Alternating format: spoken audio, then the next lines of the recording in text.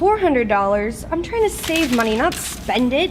Are you tired of watching all the money you saved up being spent on books telling you how to save that money? Well, not anymore. The library has lots of free resources for all your money needs. Trying to save up for a big purchase or get your budget in order?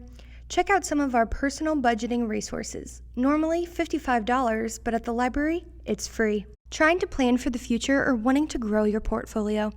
Look into some of our investing resources. Normally $66, but at the library, it's free.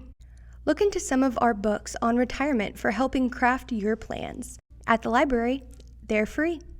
With the library's resources, you'll never have to worry about spending a ridiculous amount of money on books ever again.